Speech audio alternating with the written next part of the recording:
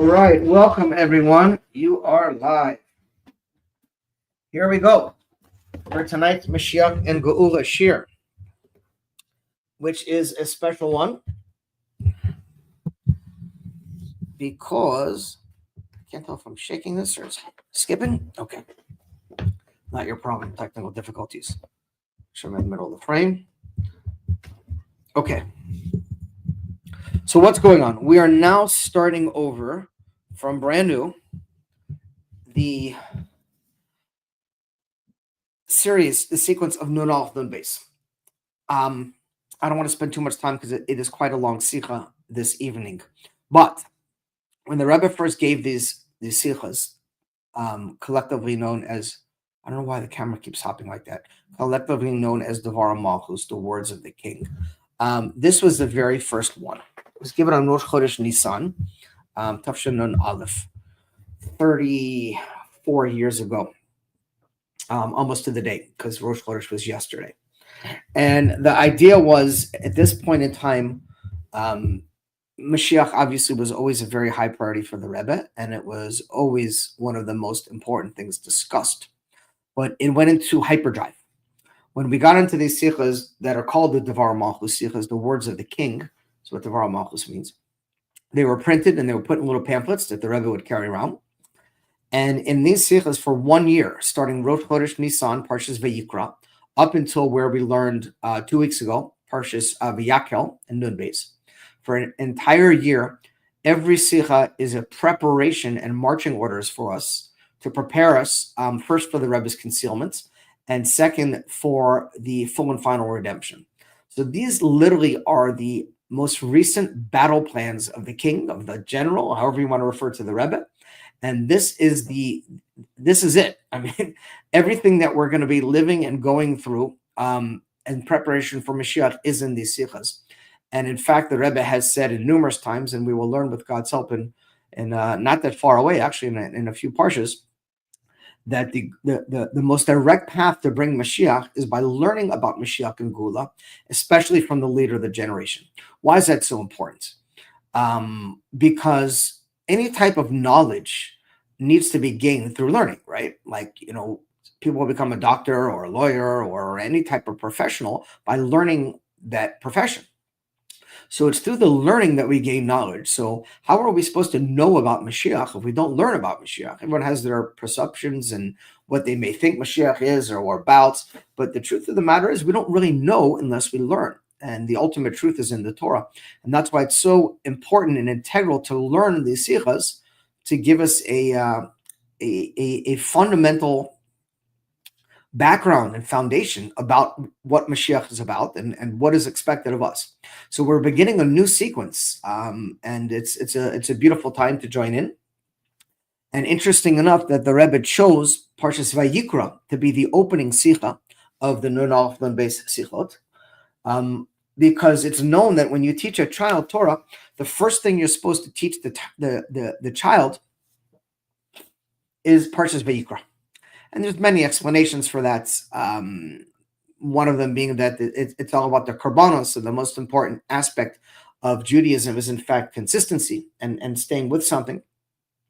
And we know that there's a little aleph in Vayikra, if you look at the Torah scroll, and it's supposed to encourage children to ask, why is the aleph small? And it's not time to go into all the nuances of that. But the point of it is that the Rebbe chose this for a reason. That's and that is, in order to really get into these sikhas, you have to become like a child, meaning that you have to clear your mind of any presuppositions, any things that you're bringing, anything. Sending the link to my, oh, nice, pro Walmart. That's gangster. Any things that you think you may know about Mashiach and Geula, and you have to clear your mind. Clear your mind in order to enter like a child and beginning the learning process. Because anytime we enter anything with a preconceived thought of what we think or we know, we have closed down our mind for the capacity to grow. So we want to come in with a clean slate And with God's help, we will enter into this new path of this upcoming year, learning these together. And we will see the importance of learning about Mashiach and bringing Mashiach into our lives. Okay, that was the entrance. And now let's begin. Aleph. V'yom Shabbos Kodesh Zeh Yishna Chidush Miyuchad. In this Shabbos, there's something unique. Shemotzi'in Shlosha Sifrei Torah. That 3 Torah scrolls are taken out. Rosh Chodesh Nisan. V'chali Yos Shabbos Metzi'in Shlosh Sfarim. It's Rosh Chodesh Nisan, and therefore on the Shabbos that is Rosh Chodesh Nisan, you bring out 3 Sefer Torahs. Korean Seder Hayoim, you read the Parsha of the week. First of all, B'Rishayim, V'Ein Rosh Chodesh Sheni, and then second you read Rosh Chodesh, and the third is you read Parshas HaChodesh, which is the third thing that's right. So there's actually 3 Sefer Torahs that were read and taken out the year that the Rebbe opened up the sequence of Nun Aleph Nun Beis. V'Hagdama, first of all,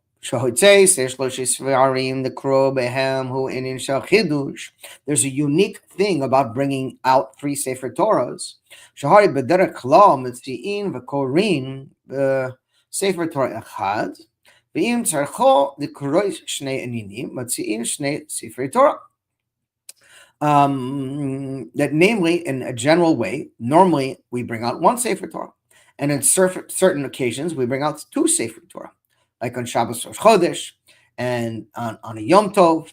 Rak la'atim, nadirois motzi shlosh sefarim. Only on rare occasions, like for example on it's a rare occurrence, like we're going to learn about in a minute, like in Simchas Torah. It only happens a few times a year, the possibility of bringing up 3 Sefer Torahs. First of all, this is the main one that we bring out 3 Sefer Torahs is on Simchas Torah.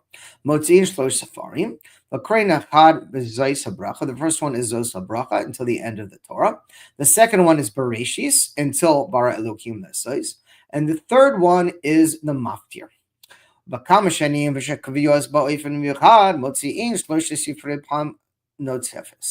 And on certain years, we have other occasions where 3 Sefer Torahs are brought out. And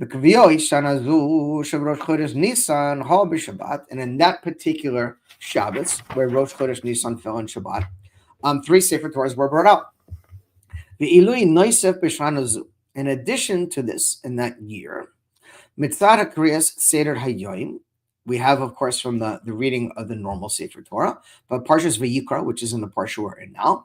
So Noisef al Shaychas of Parshas HaChodesh, the Hakriyas, the Rosh Chodesh. In addition, on the relevant to the Parsha of the month, Parsha HaChodesh, what it's called, that is read on Rosh Chodesh. Kivan shemitzvos kiddush chadashim na'amru b'pasuk chodesh lechem. It's known that this is the first mitzvah that was given to the Jewish people as a nation, to count the months, to keep the Rosh Chodesh and to count the months. Shaycha is a Parshas HaChodesh, Gam the Parshas Vayikra, and there's a connection also to Parsha Vayikra. Shena Amra b'Rosh Chodesh Nisan, that we read on Rosh Chodesh Nisan.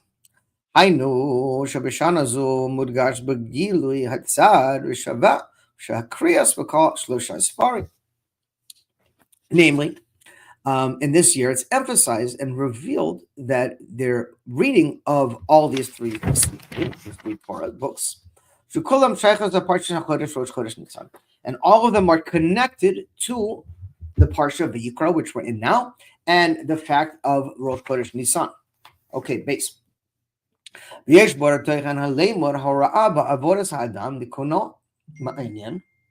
Excuse me. שהוצא 3 ספרי תורה ביום השבש קודש זה, על פי ידוע שבכל עניין יש לומד והוראה בעבודת השם. לחץ כמה וכמה עיקר החודש וחוצה 3 ספרי תורה. So the Rebbe says every single thing in our lives is an opportunity to learn and hashgacha pratis. We know that, right? We go through our days, and a lot of times we get stuck in a rut. We go into autopilot. We're going through the motions. Life becomes lifeless. And it's a sad state of affairs, but it happens to all of us. that we're okay. Yeah, how are we doing? Yeah, I'm right. Baruch Hashem. But we lose the heights. We lose the vitality in our life, and that's when we stop seeing hashgacha pratis. Hashgacha pratis is the realization that God is directing us, speaking with us, and guiding us in every aspect of our lives all of the time. Sometimes we're aware of it, and sometimes we're not aware of it. The goal is, and since we're in Parshas Vayikra, and we spoke a little bit about this concept of learning the Torah like a child, ultimately, I did inner child work for about 2 years, 2.5 years, and it was a very profound time in my life. I finished a couple of years ago, and I got into some very deep recesses in my unconsciousness, and I healed a lot of trauma there, and I dealt with a lot of deep things. I'm reactivating this inner child. I'm not going to go into inner child work right now, but it's the gist of it is that each one of us has a child inside of us, and that child is curious. That child wants to learn, wants to explore, right? We're all fascinated with little kids, right? You take a little kid and you play with a little kid, and you're talking to the little kid, and and you see the light in the child's eyes. Everything's so new and so exciting. The first time a child sees a sunset, or giggles, or it's like, imagine if we can replicate that in our lives. Imagine if we could, on a day-to-day basis, see the beauty that God is presenting to us in our lives, and feel that excitement like a child does. And that's Hashgacha Pratis. Hashgacha Pratis literally is the realization, not just in big grand things, when something awesome happens, of course, then you see the hand of God. But to see the hand of God in every aspect of your life, in every detail of your life, is a blessing. And it doesn't come by accident. It's something you have to train yourself and your consciousness for. So the Rebbe says now that everything's Hashgacha Pratis. How much more so when we have 3 Sefer Torahs that are read in one Shabbos? That's for sure big Hashgacha Pratis. That's right. Hashem's blessings in every breath, and we have to be conscious of it. That's why a lot of meditative techniques are connected to the breath and breathing, to realize that every breath is a blessing, and every breath is new life. Okay, more specifically, today the having in Shloisha Sifrei Torah Baruch Chodesh Nisan Shechal B'Shabbos B'Shneim Yuchedos Yesh Lahagdim Techila Toichen the Hotzi Shloisha Sifrei Torah Achal Shanim B'Simchat Torah La'achaz Yesh B'Orah HaHoispa Okay, so we see that there's some differences in, like, when we bring out 3 Sefer Torahs on Simchas Torah and when we do it on Rosh Chodesh Nisan. Bahagdam u'medu bar kama pa'amim shegam nenim shehem achas b'shana mahavim leimud v'ora'ah v'nitinas koach b'chal shana kulo. Okay. First, we have to understand this concept. The matters of it happens once a year in Simchas Torah, and potentially once a year could happen on Hanukkah as well, once a year in Pesach, and that we're learning a teaching from this, that this just gives us power for the entire year. I'll finish up inside and then give a little bit of an explanation.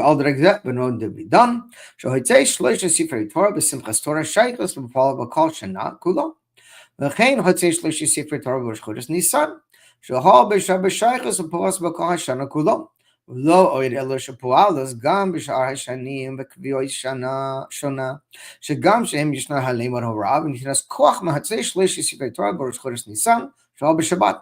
נוסף על הלימוד ההוראה ונכנס כוח מהצי 3 ספר תורה בשמחת תורה של כל שנה. Wow, so the Rebbe said something very profound, that every single thing that happens, it's not just giving us a hashgacha pratis and a power for what's happening now, but it's giving us power for the entire year. In other words, there's only one Rosh Chodesh Nisan, right? We had Rosh Chodesh Nisan yesterday. We're in the process of counting the Nasi for the next 13 days, preparing for Pesach. So let's talk about Pesach. Pesach is going out of Egypt, right? It's not that just we're getting the power to go out of Egypt on Pesach. Pesach gives us the power to go out of Egypt every day for the entire year until we get to the next Pesach. All right. Hanukkah gives us the power to bring light into darkness every day for the entire year. So this concept of bringing out 3 Torahs in Simchas Torah and bringing out 3 Torahs on Nisan is not just the unique chidush of that day and that time. It's the idea that it gives us a special power. In other words, every hashgacha pratis is not just a one-time blip. It's that power that gives us continuous energy and power to last us through the entire year. Sometimes we lose sight of that, right? We come out of a festival, whatever it may be, Purim, Pesach, we're energized. We hear a good shir, we're pumped up. We feel good, put on tefillin, whatever it is, and it dies down. The goal is to maintain that energy and to keep that energy flowing continuously, because that's what's really happening on a deeper level in our soul, deeper level in our souls. God is giving us the power to bring that energy out to continue on for the entire year. Okay, Gimel. Tochen and in the Heitzei Sefer Torah, move on. And they start, and the power starts from opening the Aron HaKodesh. What does we say? The pasuk, right? We say that every time we open the Aron HaKodesh. Sefer chashuv bifnei atzmai, echad misheva sifrei Torah. And that gives us a power. What does it say? It says, Sefer Torah, kamo niseres ha'aroin, sha'az v'yama Moshe koma hashavu, v'futza v'achanusum v'nesum that your enemies will flee from before you. That right when we're opening, and again, it's Judaism is a very practical religion and observance. The power and the energy and the practical things that we get from it when we open the Aron HaKodesh and the Sefer Torahs are there at that moment, literally when it says and all your enemies will that's what I'm looking for. Will nullify. They will spread out. They will fall off from before you. Right. That's a legit thing. It's a legit thing. It's when a Jew wears tefillin, even when you're not wearing tefillin. It says our enemies see the tefillin still like as a crown over your head and causes fear in them. Right. In Sukkot when we carry our lulav, it's like a weapon. It's literally a sword. It's a victory sword, and our enemies see it. They're maybe not conscious of it, but in their unconscious, in their deeper aspects of their being, when a Jew is keeping proper halacha and following the Torah in a proper way, it's causing an awe. It's causing an awe in our enemies, and they really are dispersing. It's very important that we have an army in Israel, and we have a strong army, we have a powerful army, but the true army, the real war that we're fighting is a spiritual war. Make no mistake about it. The war of Gog and Magog is not a nuclear war. It's a spiritual war. It's all about amunah and bitachon. Are our enemies going to have a stronger faith and bitachon in their God? Or are we going to have a stronger faith and bitachon in our God? Because when they believe that their kakamemi God is all powerful and with his power they can destroy us, we need to believe even stronger in our God and in his power. So there's a lot of deep spiritual undercurrents to this concept of war and battle and the stories we learn about in the Torah. There are actual battles, but there's also spiritual battles. In fact, there are opinions that state that the entire book of Tehillim from David HaMelech is literally, yes, it's true. He had those battles, but it's a giant, I can't think of the word I'm looking for. It's a giant recounting of his battle with his Yetzer Hara, of his war to overcome the klipa and Yetzer Hara within him. And that's what the real battle was, more so than his external enemies, because our external enemies are a manifestation of what's going on inside of us. And when we're able to clear out the negative energy within inside of us, we no longer see darkness outside. So it's a duality here. The Inyan ba'avodas to call echad ve'echad miYisrael, and the service is applicable to every one of the Yidden. Shebechinas Moshe Yishna b'kol echad ve'echad miYisrael Amor Umma Upoala Shahya Inan V'Kuma Hashem V'Chuspa b'kol Inina Kedusha Aset Toiv V'Chena Inan Yofutzo Yivecha Minuso Mismenecha Bitol Hashleilis Kol Haninim HaBliti Ritzuyim. And that's what the Rebbe is saying now. When we open the Aron HaKodesh and say that your enemies will flee from before you, it literally is nullifying any undesirable things. Now, if we can extrapolate that if we could really be in shul, and when the Aron Kodesh opens up, and we could really internalize that consciousness, that at that moment, all undesirable things in the outside world and inside of us are fleeing. Imagine being able to have that level of consciousness throughout your day. It's possible. We just got to tap into it. Okay, and that's the idea of the negativity. These negative things are dispersed, and that's the concept of somara, turn away from evil, turn away from the negative things, right? I was talking to someone the other day who was having problems with negative thoughts and a lot of fears. I told him, carry a book of Tehillim with you. You don't have to be religious. You have a negative thought, pick it up and start reading, because your mind can only contain one thought at a time. And if a negative thought comes in, all you have to do, I mean, it sounds easier said than done, is think about something else, right? If someone was breaking in your house right now, God forbid, you would use every means in your power to stop them. I know several people who are listening right now have guns. We all have lots of guns, right? If someone, God forbid, broke in our house, would you have a conversation with them? No. So why when we have negative thoughts, we have conversations with them, and we entertain them, and we try to get into a debate with them and talk about it, and like push them out. Don't let them in. Lock your brain down. Lock down your capacity, and guard your thoughts as if you're guarding your own home. Okay, so pushing away this evil,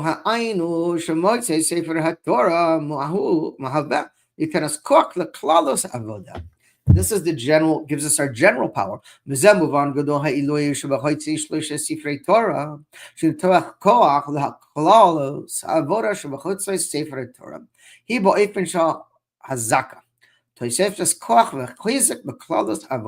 idea of bringing out 3 Sifrei Torahs is it's a hazaka. It's a hazaka, and a hazaka is an Indian of strength. The number 3 is connected to hazak in Judaism, and it means strength or power. I'm a firm believer, just from my own personal life, that if you ever got a message, or you get a message in 3 different places, right? It says if you're learning and your learning coincides in 3 different places that are totally different, like, you're learning a Gemara, you're learning Chassidus, and the same concept pops up in all of them, that's a very powerful sign of your learning having a lot of strength.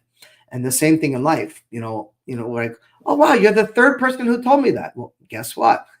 That's God talking to you. Because if you're getting the same message from multiple people, and 3 is the number we're talking about now, that's a pretty good sign of a hazaka, that God is giving you a clarity on what needs to be done. Dalet. Excuse me. So the taking out of the 3 Torahs is in 2 ways in general. Aleph. Hazaka tzarich lihyos v'shana ba'avoda atimidois v'kol shana v'shana. V'hotzei shloshei sifrei Torah b'simchas Torah. The first is when it happens all the time. Like in Simchas Torah, we always take out 3 Sefer Torahs. It's a permanent thing. It happens every year. The second base, Chazaka Shabo Ba'ifan Shah Hausfa, is an Indian of it happening in something additional. In other words, it doesn't have to happen. It could happen, like on Rosh Chodesh Pesach, Rosh Chodesh Nisan, that falls on Shabbat, but it doesn't have to happen. Like in this year, it didn't. Mishneim sheyesh behem kviyos miuchedes. And both of them represent a unique energy, if you will. Torah, Rosh Chodesh Nisan, B'Shabbats.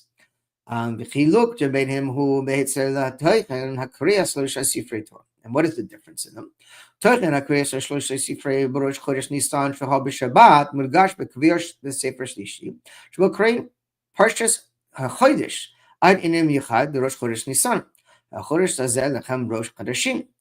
when it happens on Nisan, 3 Sefer Torahs are taken on Nisan.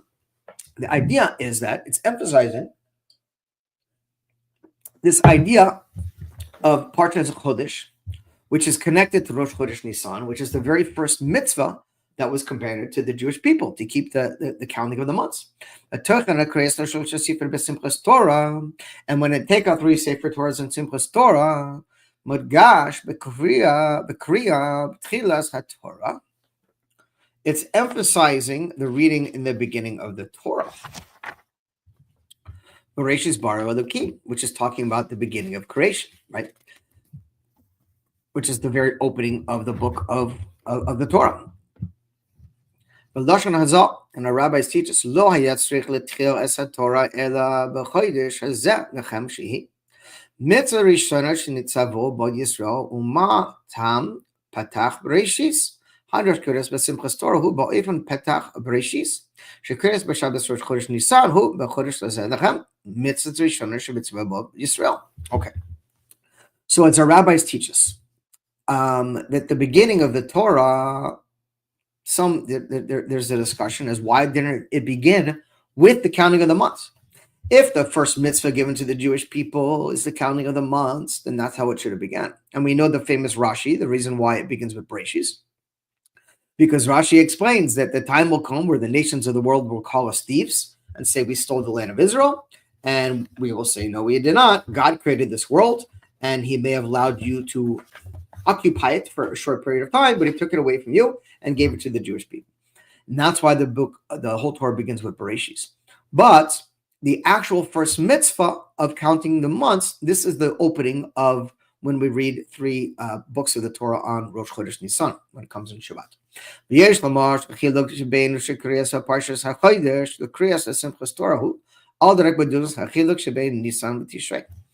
And the difference in the reading of these 3 Sefer Torahs 2 times a year, and Nisan and Tishrei, are connected to those months. And we're going to talk about that now. Tishrei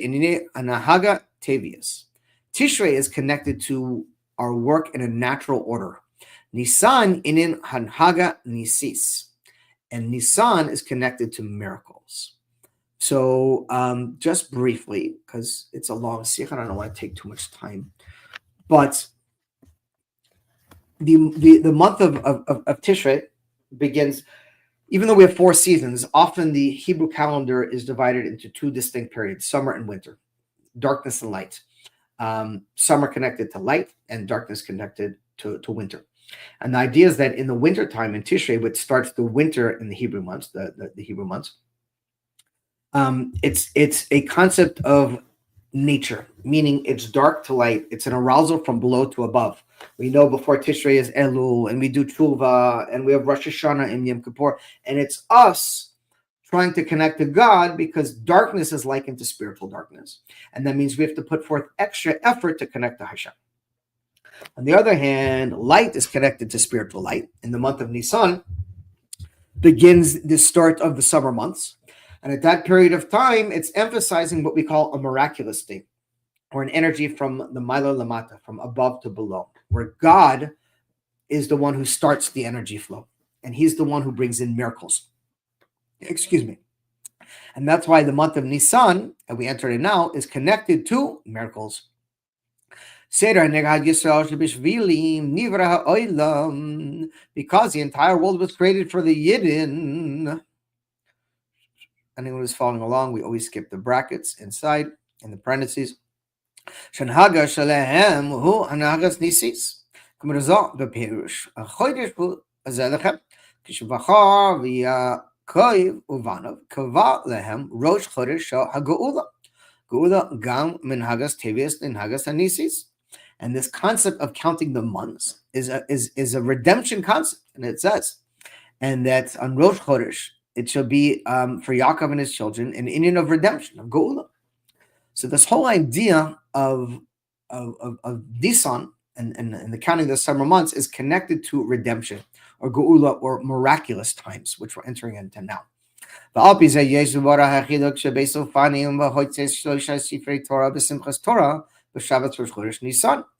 now we can understand the difference between the taking out of 3 Torahs in Simchas Torah and Rosh Chodesh Nisan. So it says, Torah b'Simchas Torah Nazis Chazaka all clouds of Avodas al pi Seder HaRegel. The Hazaka, the strengthening of taking out 3 Sefer Torahs on Simchas Torah, is the strengthening of us and our divine service in an ordinary, normal way. That is known as what we call Medrega LeMedrega. It's the general service of how we connect to God. It's the general way in how we live our lives, right? Everyone wants to start a business and make millions of dollars their first year, not very realistically, unless you're selling drugs. because things take time. You have to go through what you call as the natural course. You can't beat time. So they call it in the slang of the street, paying your dues, however you want to look at it. But the normal work that we do is step by step by step by step. That's in anything. That's in a relationship with your significant other, with your friends, in business, connected to God and spirituality, and building muscle in the gym and getting into shape. We all know you can't beat the time. You got to put in your time. You got to put in your effort, right? So that the power that is given to us to conduct ourselves in a natural way and to strengthen the normal work of our connecting to Hashem is in Tishrei. And that's when we take out the 3 Sefer Torahs in Simchas Torah. But I lost my place. Here it is. Avoda b'oifen shel Haga Tavius. V'hoitesh l'shei Sefer Torah b'Shabbos Rosh Chodesh Nisan. Hazaka shel klalos avoda b'oifen shel hoisfa al seder haregel. Avoda b'oifen shel Haga Nisitz. There's a lot of deep stuff in here. On when you take out 3 Sefer Torahs in Nisan, it's connected to Chazaka and a strengthening of a miraculous reality. In other words, we are now entering into a time of miracles. And miracles are something that are experienced on a personal level through service in the ordinary way. In other words, God brings you miracles when you've exhausted all of your efforts in the nature. God doesn't like breaking the nature. God doesn't like doing things. He does, and he has, and he will, but he prefers things to be done in the natural course of work. In other words, when you expand your efforts, your maximum abilities, that's when the miracles start. That's when the brachas start, right? You can't lay on your couch and expect things to just fall out of the sky and blessings and just, land into your pocket. You have to put the work forth towards it. So the idea is that this effort, this work has to take place in 2 ways, in the ordinary way and the miraculous way. And we are now entering Baruch Hashem in Nisan, which is connected to a miraculous way. So we have to kind of tune ourselves into this new energy that's now in the world of miracles, of living in a miraculous way above our normal natural capacities. We'll talk more about that shortly. Hey,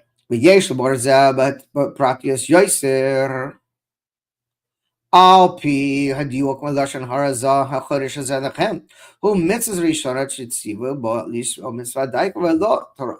It says specifically that counting of the months is the first mitzvah that was given to the Jewish people, specifically as a mitzvah. You do it. Chiluk ben Torah lemitzvahs. It wasn't like to learn Torah. That's obviously very important, but it was a mitzvah to actually do something, to count the months. So what's the general difference between the Torah and the mitzvah? The Torah is from above the world.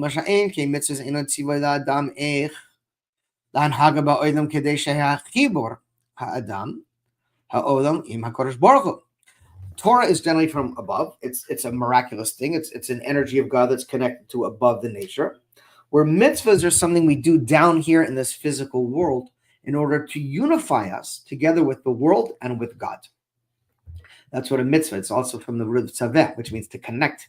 Anytime we do a mitzvah, we are actually connecting ourselves to God and bringing God's energy into the world and to us. It's a 3-way connection. And the specific mitzvah of counting the months, mitzvah rishona, the first mitzvah of the Yidden, shekavana banhagas nisis, was a miraculous type of a mitzvah. It was done in the month of Nisan. But it's not a mitzvah that's completely above the world, like learning Torah, which is completely above the world.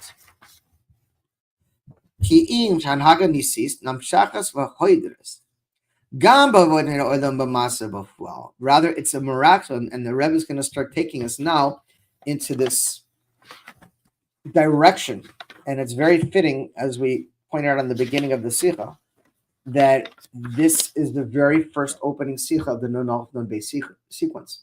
Because if the Rebbe is teaching us to do And it's so important. And I know people don't have patience, and I know people want to hear 30-second shirim and want to people get little, sprinkles and candies, but you can't replace that with Torah learning. You just can't. And every week when we sit here and go through the Sikha inside, it's not just about, oh, that sounds interesting, or oh, that's a point. It's taking you on a journey into Mashiach consciousness. If I gave you just the main point of each Sikha in 1 minute, it's doing a tremendous disservice, right? It would be like, imagine going to medical school, and instead of a doctor learning the actual things they need to learn, they just took just give me the summary. Would you want that doctor operating on you? It's like, I didn't really, study in med school. I just got the summaries every couple of months, because the Rebbe is now taking us to this point, which is an integral part of redemption and an integral part of all these sikhas moving forward, which is this idea of how to live in a miraculous reality while living in this physical world. In other words, to live in two distinct realities. Keter and Malchus. Keter is the highest level of consciousness and energy from the worlds completely above Hishtalshlus, above all of the chain of creation. And Malchus is the most physical energy connected to the physical Gashmias reality of this world. And this is the fifth column. For those who listen to the Sefer Yetzirah class, we're talking about this fifth column of reality where we're in right now, which is Keter Malchus. And that is to connect the highest divine energy, the most miraculous energy and consciousness into a physical, mundane world, and make those two things come together. And that's where the Rebbe is going now with this initial mitzvah of counting of the months, because it's connected to miracles, and it happened first on Rosh Chodesh Nisan. It's a miraculous thing, but it's a mitzvah, and therefore it's connected to Maaseh B'Foal in this physical world.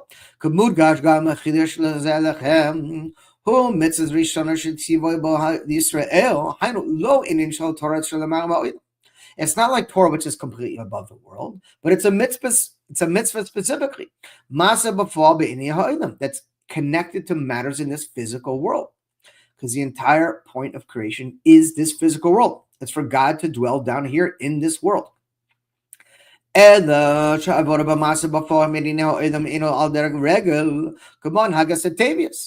in a natural way, but in a miraculous way, right? This sounds like a contradiction. How are you supposed to live in the nature in a miraculous way? In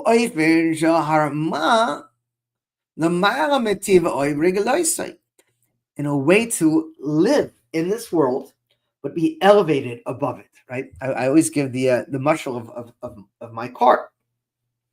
I drive a Vantage, right? Aston Martin Vantage. So the word Vantage, I'm very fond of this word, not just because I have a car, but a vantage point means that you're up in a higher perspective. In other words, to go to a vantage point, often people will go to like climb a tower or go up on a mountain, right? Right? Like YG in the army, I'm sure you had trainings where you got to go climb up on a tower, go to mountains, so you could see further around. Like you get it. It's called a bird's eye view, right? You have a way of looking from above and scanning over. It's called a vantage point. So the idea of having this vantage point is to be in this physical world, because we have to be in the world. We're meant to get married. We're meant to have families. We're meant to work. We're meant to help others. We're meant to have hobbies. We're meant to do many things in this physical world. But you don't want this world to pull you down, right? So you're in this constant motion of being in this world while staying at a vantage point above it. Not easy to do, especially when the world starts grinding you, right? We've all been there. We feel that grind, whether that's from our spouses or from friends or work or whatever the case is. That grind hurts, right? We got to be able to experience the grind, but not let it grind us, like to stay slightly elevated, right? Why do people get high? Why do people do drugs? What does it mean to get high? They want to be elevated above the world because the world's too painful, right? I don't want to deal with the world. So what I do, I get high. And when I'm high, I call it stay there. Everything's good, because you're not thinking of the world until you get sober, and then comes back again. So you deal with it, or you get high again. And the problem is, if you keep getting high, you start elevating away from the world and you stop functioning, right? The idea is to be in the world, and to be high without drugs, to be connected to God in this elevated, miraculous living state of awareness, of consciousness, while in the minutia of the world.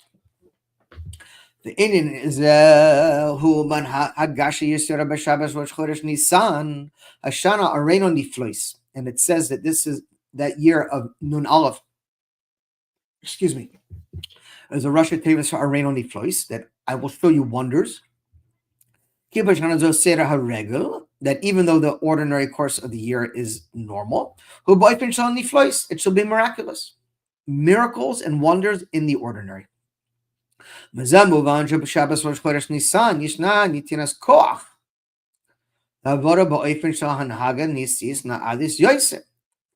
therefore, we see that Shabbos Rosh Chodesh Nisan, it gives us the power to do this service in a miraculous way, even higher, to the highest levels of consciousness, of godly awareness. And this miraculous state of miracles that we get in the month of Nisan will provide us with that miraculous consciousness for the entire year. The entire year. I just want to pause and say L'chaim, because it's the Rebbe Rashab's yurtzeit today, based on Nisan. Shalom Davber ben Rav Shmuel. It's Neshama ben Aliyah. And in his merits and his blessings, we should all be blessed and all be elevated and all experience a miraculous life. It's also today's the day that the Frierdiker Rebbe became Rebbe and started his Nesias. And so L'chaim also to the Frierdiker Rebbe. And through the power of our Rebbeim, we should have Geula. Okay, continuing on Avav. These are fascinating things we're talking about, right? How do you live in a miraculous state in a mundane world? That's what Geula is.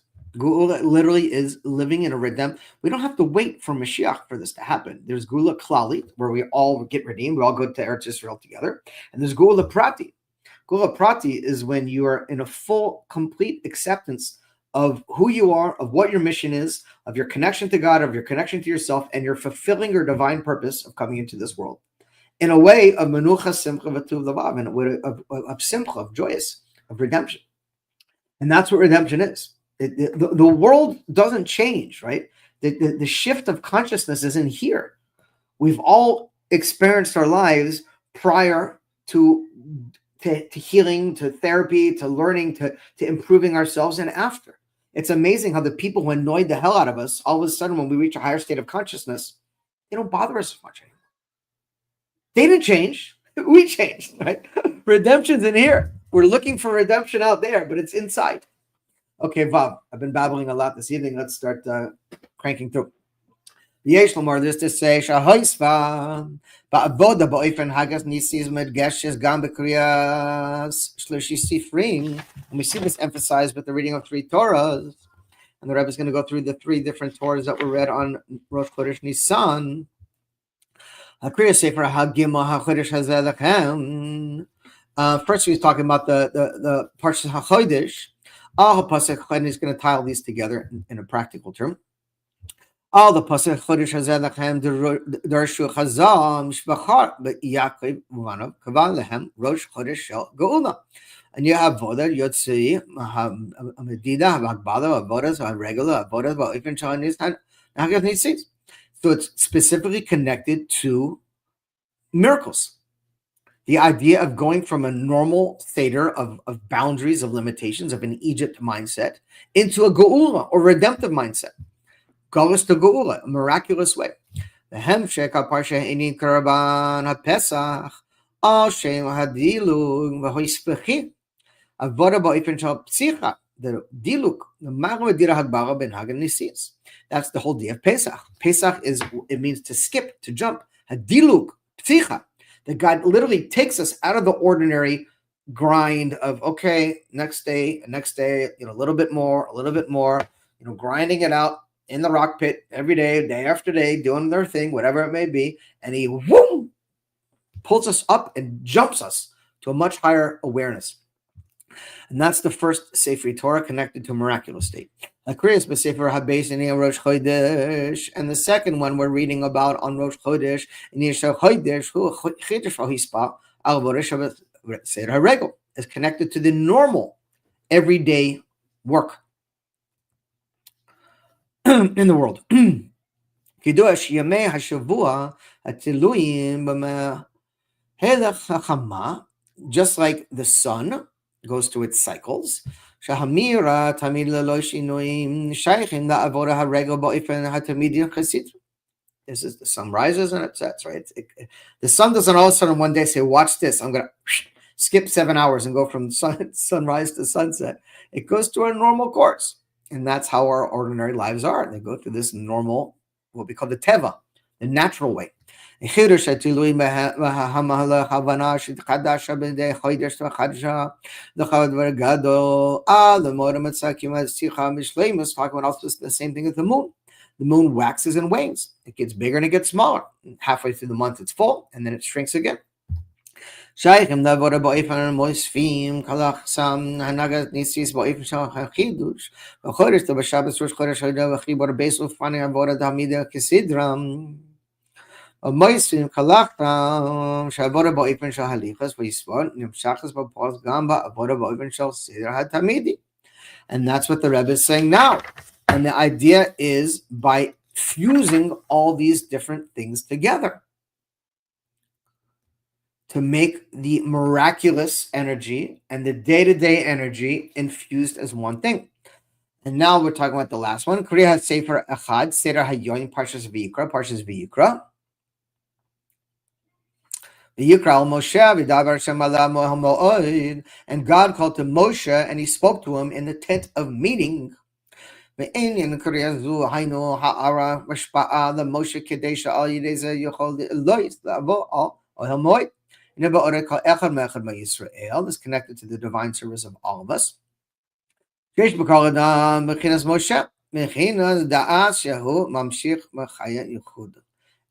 Seif, Baruchu, the Mata, Shehaya, Shura, Umizgala, but Nefesh Adam, Shibakal, Oil Moed. And this is applicable to every single one of us. Because in every single one of us, there's a level of Moshe Rabbeinu. Right? We have a level of Moshe and we have a level of Mashiach, the Rebbe. Moshe is connected to Chochmah, and which is the energy that we're receiving, and the Mashiach energy is connected to Malchus, which is the energy we're giving, receivers and givers. And this is the level of Dat that draws down the level of the oneness with the light of the Or Ein Sof, blessed be He, down below, and this is the source of revealing in our soul the level of the Ohel Mo'ed. The level of the tent of meeting that God's meeting us is inside of our bodies. And this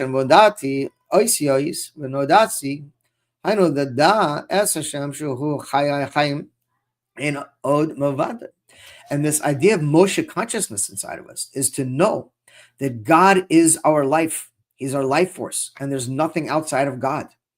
He is the energy that sustains us, that keeps us every single day.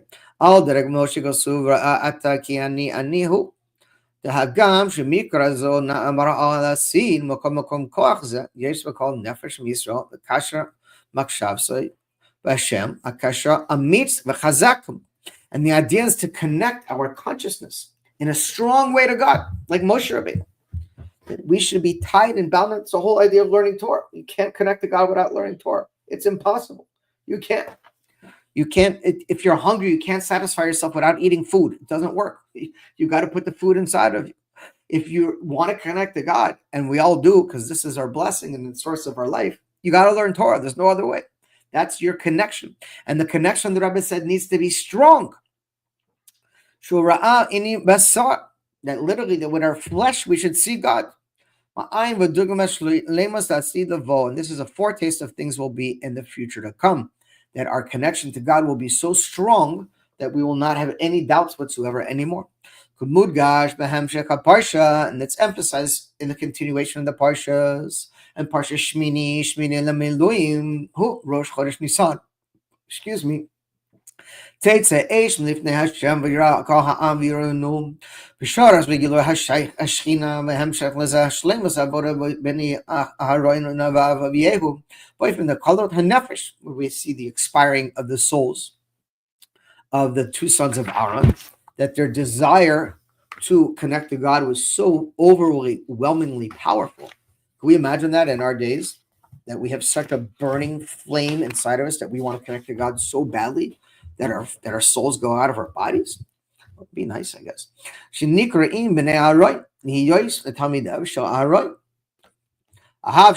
we should be like the students of Aaron, which love peace and pursue peace and bring the creations close to the Torah.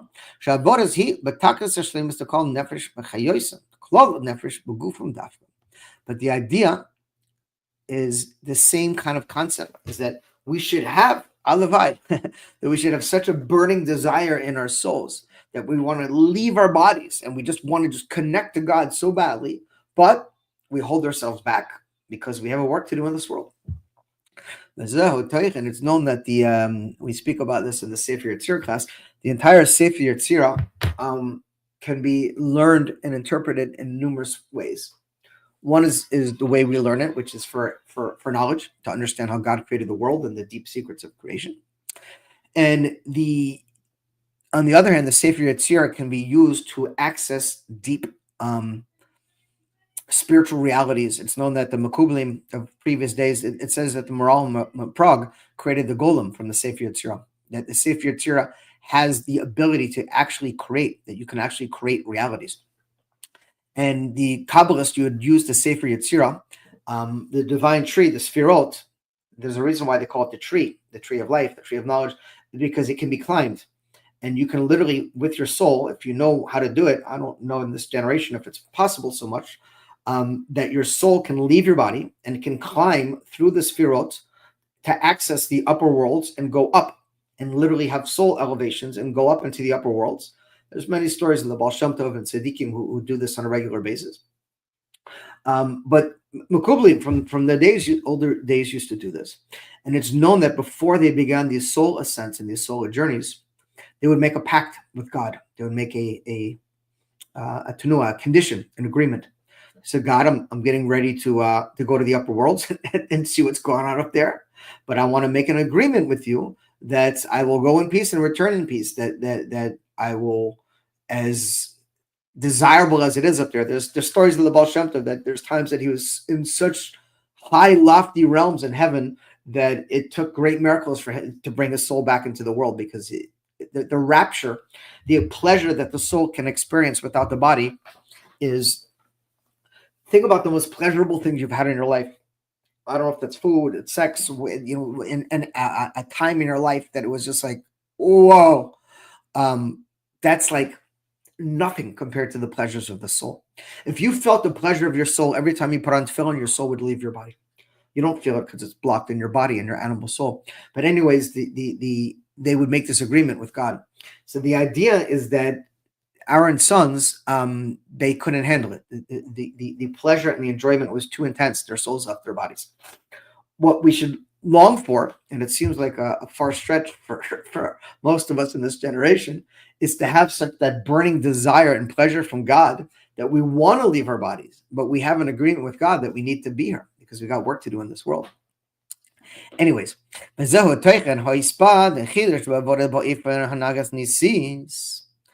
now we're going to again talk about the idea of this miraculous way. Excuse me. And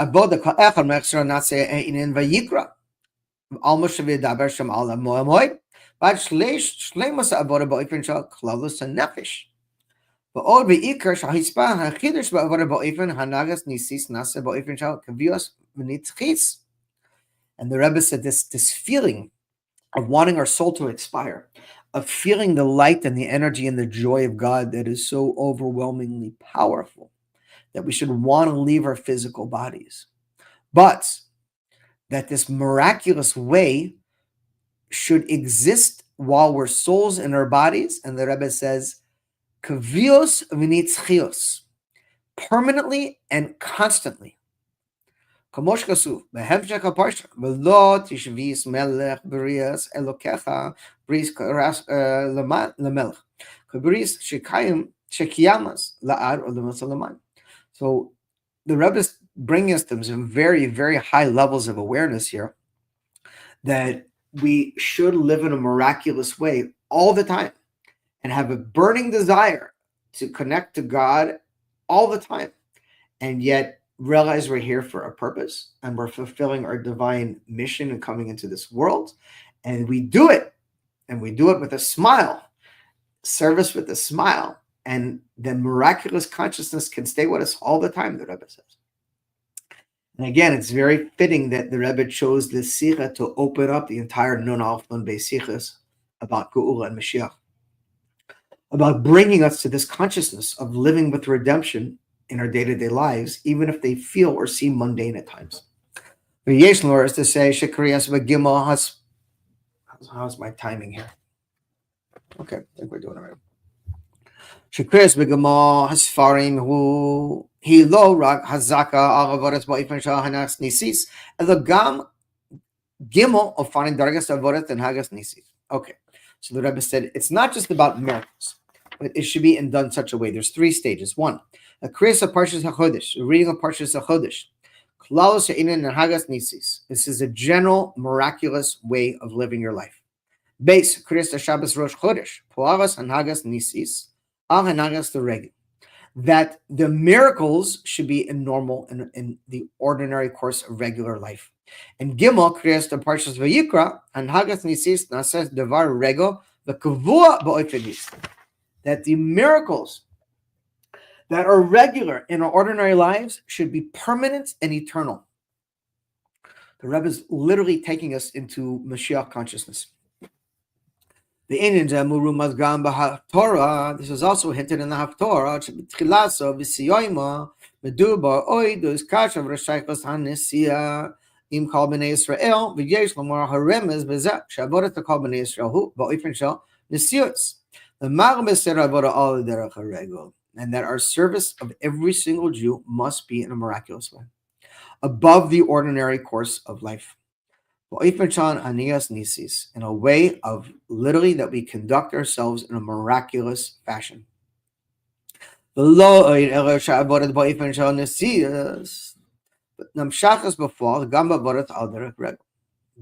it's not just enough to live in a miraculous, elevated state, but that elevated, miraculous state must be drawn down into our ordinary, everyday service of life. In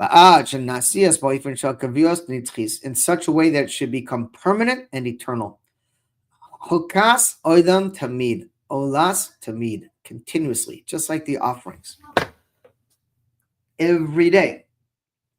So could you imagine to wake up every day with a burning desire to jump out of bed, just to be alive, to be a Jew, to serve Hashem, to learn Torah, to put on tzitzis, to put on tefillin, to do mitzvahs, to help another Jew.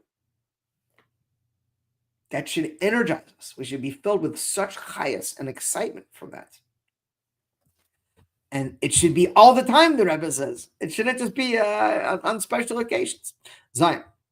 Yesh lahoiseh hazaka ba'ovras boifen shel hanhaga nisias b'chutz shlosh sfirim sfarim et-Torah b'Shabbos Rosh Chodesh Nisan.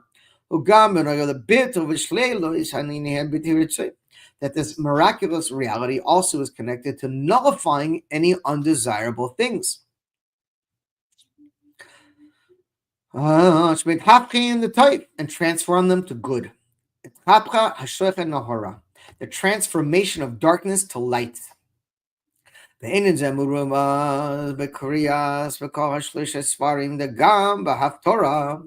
this is hinted in the 3 books that we read, as well as the Haftorah. The Kriyas HaParshas HaChodesh, HaChodesh Lezeh Lechem Rosh Chadashim, Shebemos, Hadashim, Sha'al, and Mehem Kavod. Mebabel. Nikra B'Shem Nisan. Sheyesh Bo Beis Nunim. Says in the month of Nisan, Nisan has 2 nuns in it. Shiremaz Al Nisi Nisim. It's referring to double miracles. The nun at the beginning of Nisan and the nun at the end of Nisan. V'yeshlor sharomas gam haficha saptira. The Galus Nisim, talking about jumping and taking us out of this exile to Geula, to the redemption. The ear shisium b'choisim b'parshas chodesh b'posuk b'kol b'shloisiram taklu mitzvos. Shebezeh rumaz b'bit of hashleila b'taklis t'kol anini habliti ritzuim. Shematzar yetzahara shnikar chametz. The yetzahara is referred to as chametz, and that's why we begin Nisan with miracles, and we hop right into Pesach, because Pesach is all about miracles and all about nullifying the undesirable things and jumping out of our current reality into a redemptive reality. Lo nashara ela mitzvah es ruach hatuma avira min haaretz. God will remove the spirit of impurity from the earth. Kriyas Rosh Chodesh, Panazal ben Naga the Karbano Yishav Rosh Chodesh, Haviu, Kapara al Shematati es Hayreach Shibazen Naklalo, Gam Hakapara al Kalini Habriti Ritzoyim, talking about the Karbanas and the idea of the Karbanas. You're sacrificing. What is a carbon? Why are you sacrificing an animal? You're sacrificing your animalistic soul. When you're putting an animal on the altar, it's an allusion to taking your yeshus, yourself, your the things that's separating you from God, and burning it, and literally just removing it from you to make you more sensitive to the godly energy inside of you. And this transforms any desirable things. Zedoinois nasa lo zichios, and turns of errors into merits. The zichio is mamish, literally mean merits. Derek bedugmas hatikon hamiyut havireach le'asi levo v'hi or levana kor chachaman. It's a hit to the future to come that God will shine the moon like He shines the sun in full capacity. We will reach our full capacities. The ear to shine. Shebechibor the Shabbos Rosh Chodesh, just like combining Shabbos and Rosh Chodesh. Another idea of the sun and the moon becoming as one. Shebekrias the parshas Shavua, parshas Vayikra, shebemudu bargam oides v'karban shebechafirim oini hablitiritzuim, and the idea of again transforming any undesirable things. Parshas Vayikra is about the sacrifices and transforming undesirable things. Vadsiyum v'choisen the parshas the Ishma Ba. And this idea to ultimately get to the place where all the undesirable things are transformed, and you have this concept of turning darkness into light.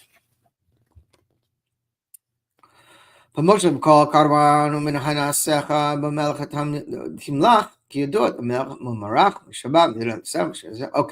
The pain half Torah of the Parshas HaChodesh.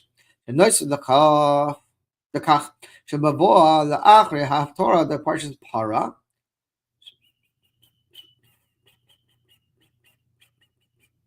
I don't know where the end of the brackets is. Okay. Kadei l'chazhira es ar Yisrael l'tahara sheb'tichin l'tahara. Idea of becoming pure. Okay. The achar half Torah the Parshas HaChodesh Misufim. Pasuk Acharoin Haftorah Shabbos Rosh Chodesh Pasuk Acharoin B'Sefer Yeshayahu, talking about the Haftorah that's read again, connecting to removing any undesirable things. Okay, we're going to skip over the next letter S, and just try to move ahead so we can finish on time. It's a bit of a lengthy sifra, but God willing, we're doing good. Test. Shame Shemedu Davrim Oyim Reim Ben Noyel Lemor Halachas HaPesach. And also we must learn the halachas of Pesach. Kachu gam benoga lenitinas hatiim chitim the Pesach. We call tzarechei Pesach titzarechim, and it's important that you provide those who are in need with their Pesach needs. Tchilas titaskos. Menatinas tzarechei hahag hi shloishim yoyim lifnei hag. It's known 30 days before a holiday you're supposed to we're already well beyond that. We're 2 weeks. You're supposed to learn the halachas of the holiday, and you're supposed to begin helping those who are in need with their holiday needs. Oh, and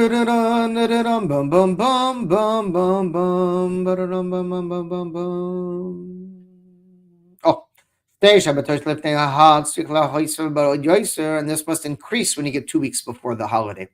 And even more specifically, Gam la'achari hit'askus meshek zaman minatina tzarech hahad tzrich echad lechazar lehabizbonas.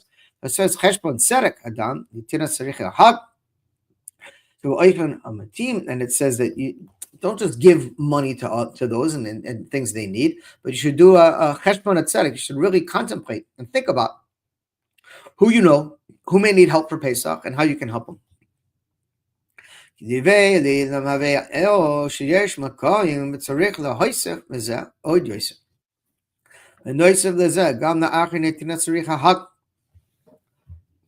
me.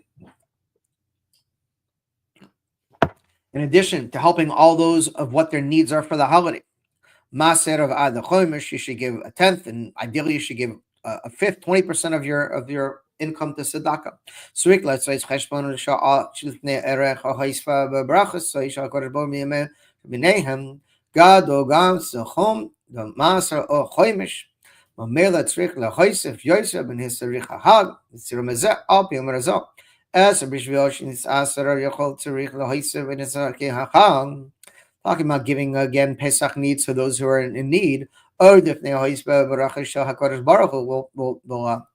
you will merit Hashem's blessings. Because God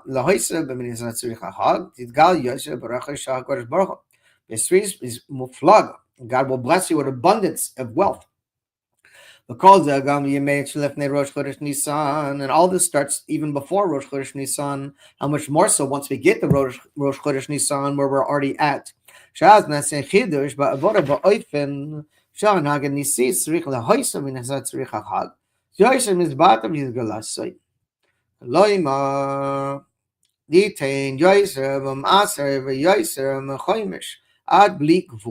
Rebbe said, ideally, you should, at a minimum, give 10th of your income to tzedakah.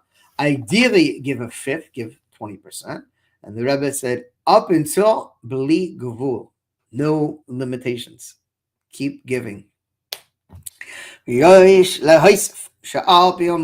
addition to what we said above, the Chodesh Hazeh, and there should be a counting of months for you. Mudgash mitzvahs rishon, Tzivo Yisrael, emphasizing the first mitzvah given to the Yidden.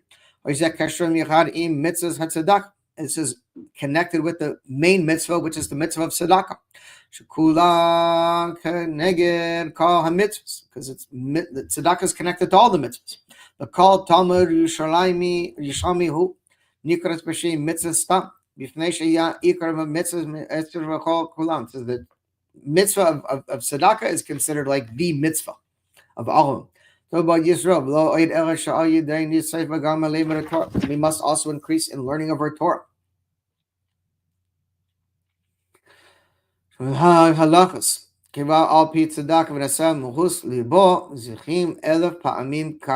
Literally, be blessed 1,000 times over. Yud.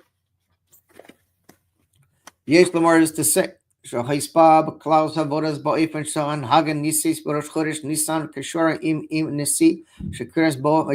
we know every day we say the special prayer of the Nasi, short little page 390 in the back of the Siddur for the Nasi of the day, whoever it may be. And the particular Nasi on Rosh Chodesh Nisan that we speak about is Nasi L'Bnei Yehuda from the tribe of Yehuda. Basar Hashvati.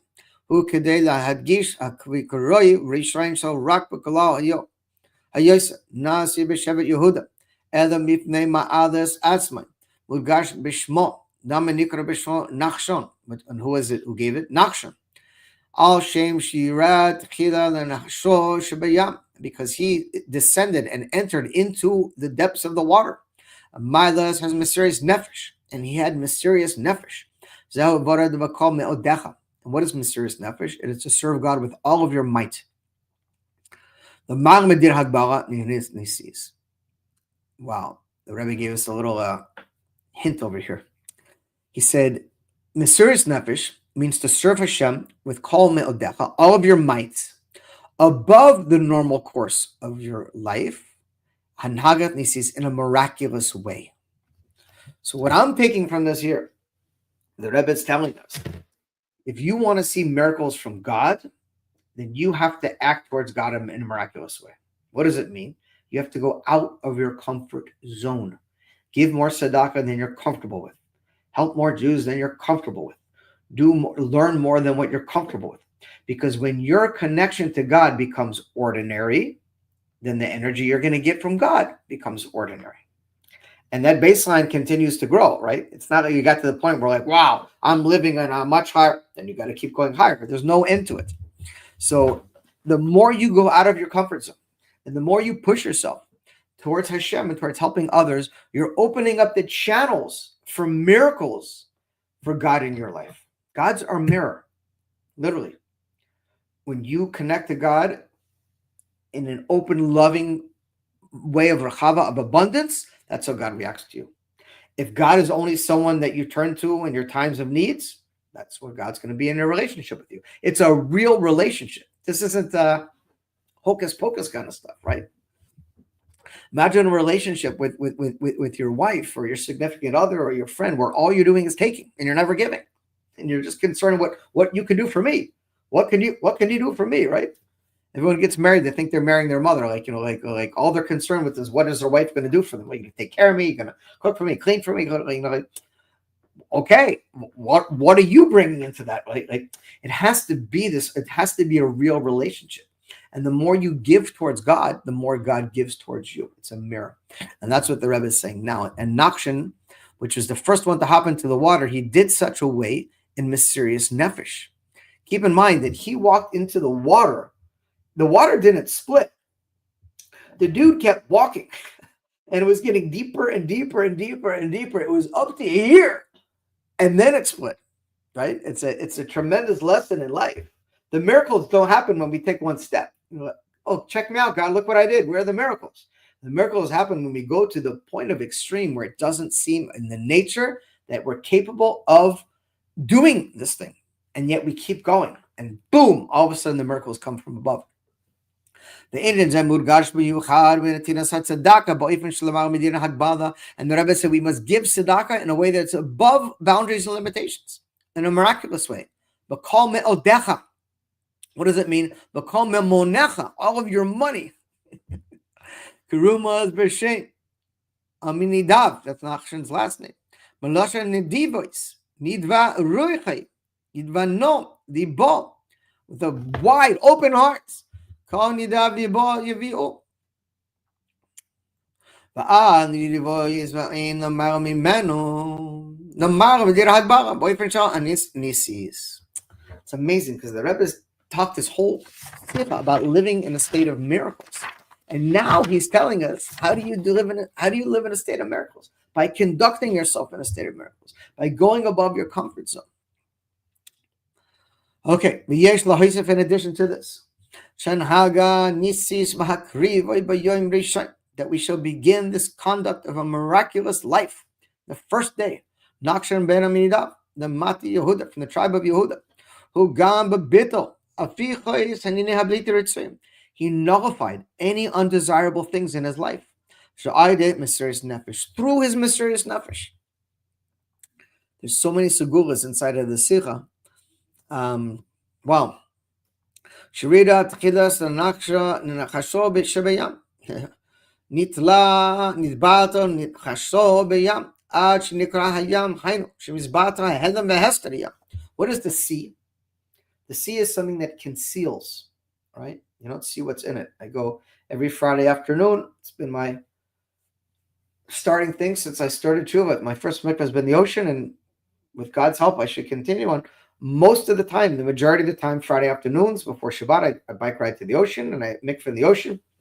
And sometimes I'm in the ocean and I'm walking out there and I things like bump into my leg and it freaks the hell out of me. It's not big, but I just don't like things touching me when I'm in the water, right? In fact, I have a little prayer. I say to God before I go in the ocean, like, don't let anything sting me, bite me, touch me. But once in a while, sometimes I look down and there's just like hundreds of little fish swimming and it just freaks me out, whatever. Sometimes the water it's murky. You can't see. You can't see what's inside of there, right? So water represents concealment. So when Nachshon went into the water and it split, what was really happening was that he was entering into darkness in his life. He was entering into a place of concealment where you can't see. When it gets dark, when it's spiritually dark, do you back off or do you go through? And God's saying, come on, let's go. Like, no, that's too much for me. Nachshon said, I'll go. I'll go with you in the darkness, God. I will go with you in the concealment. I will go with you even if I don't see you and present in my life, I know you're there. And I'm going to continue forth. I'm going to keep going deeper and deeper and deeper into that darkness, into that concealment, until you open up and stop concealing and you show yourself. And that's what happened. That's what the sea represents, Yam. The Kedusha. And the idea is to transform it into holiness. Yam that it's the water above the dry land. Yam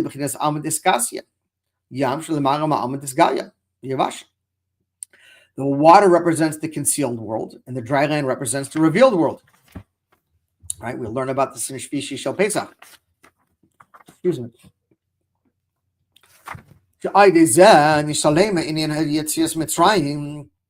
And this breaking through, this concealment of darkness took place in the complete way of going out of Egypt. We went out from any boundaries and limitations. And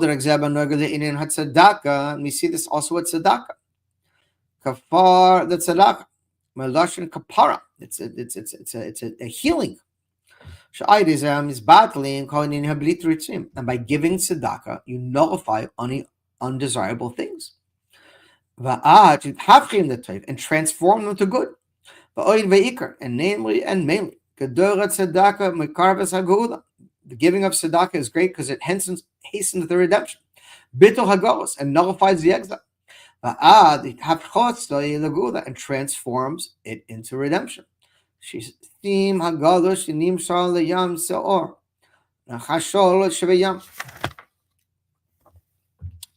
And transforming this concealment into redemption or revealing. And then the entire earth will be known that the knowledge of God will cover the entire earth, just like water covers the ocean bed. Yud Aleph. Oh wow. Last letter. We're going to be done early. It's 35 pages, but sometimes there were short things with a lot of notes in the pages. Okay. V'hiratzon, maybe God's will. First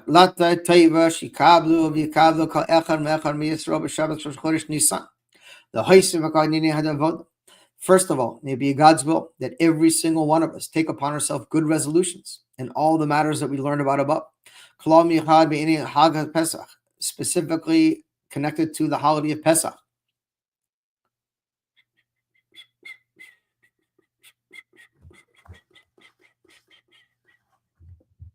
We have to learn halachas of Pesach. And give Pesach needs to all who need them. And it should be in a miraculous way.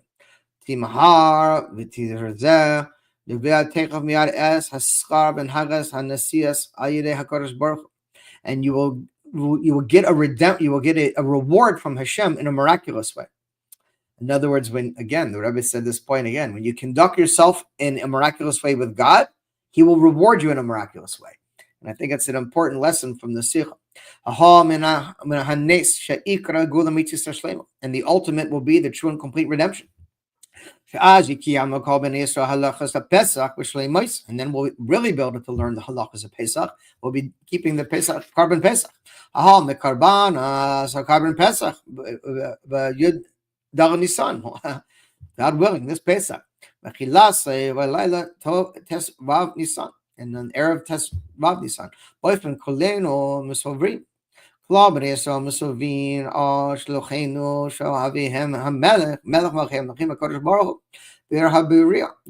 Kodesh. And we will all go and see the King himself and the base of Mikdash. And mainly, we should have the true and complete redemption from our righteous Redeemer Mashiach Mamish. This Shabbos, Rosh Chodesh Nisan. Shana Tatashun and Aleph. Haya Haya Shana Areno Niflois. The year I will show you wonders. Yom Shabbos Kodesh. Minam Bedugas Hakana the Yom Hashkudu Shabbos Munachal Hayulami. And Shabbos is a foretaste of the future redemption where it will be eternal Shabbos. Parshas Vayikra. Vayikra El Moshe V'Yadaber Hashem Alav Ma'ohel Moed. Shlemus Tahiyah B'Beit HaMikdash Shlish. And the ultimate speaking of God to us will happen in the third base of Mikdash. And will conclude both the first and second temples. Rosh Chodesh Nisan, Rosh Chodesh, the renewal of the moon, just like the Jewish people will be renewed like the moon. And will be renewed in the future to come. Rosh Chodesh Geula, Nisan Nisan Asid, and Nisan we were redeemed, and we will once again be redeemed in Nisan. Shanat Tafshin and Aleph. Tishana, hey, Hayadua, Tishana Machus, David Abdin Nasi Lahem, the Odom, David Macha Meshicha, Sharenoni Flois, the year will show you wonders. Kimate, say Techem, Yarath Mitzrayim, Arenoni Flois. And just like when I took you out of Egypt, I will show you wonders. And it will be strong and will be eternal. Because there will be no more exile. This will be the final redemption. ובכל זה נעשה התכף הזקה על-ידי הוצאי 3 ספרי תורה וקריאת ב3 ספרים וההפטרה של השלישיהם בהנה קשורים עם גלות, and the taking out of the 3 Sefer Torahs is a foretaste of the redemption. ונעשה התכף הזקה עד פסק דין התורה שבצמיחויס זמן להוצאי 3 ספרי תורה מתגלה הארוי Beit HaMikdash Shlishi. Begulam Shlishi. Al Nasna B'Yom Shlishi Kama Nitzit Lifana. B'Shalashon HaKasuk. B'Siyom V'Chaisim HaFtorah. Yimi Yidei HaChodesh HaChad Shay Miyad Shabbos B'Shabbosoi.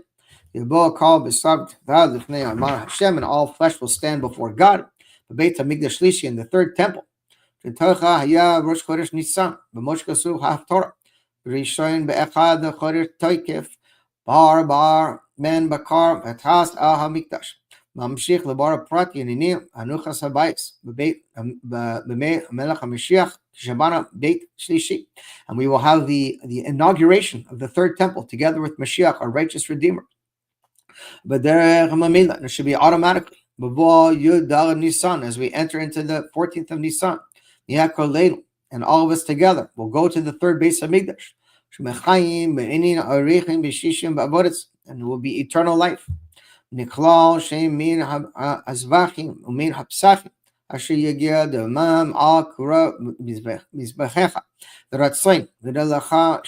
and we will all together sing a new song. The song of the redemption. All pidos and nafsh, and God will redeem our souls. But derech atar Hashem gal Yisrael, and God Himself will redeem the Jewish people. Hashem will bless all of us with true redemption in every capacity to live in a miraculous reality together with Moshiach Now. And I will see you all in the base Hamikdash. Moshiach Now.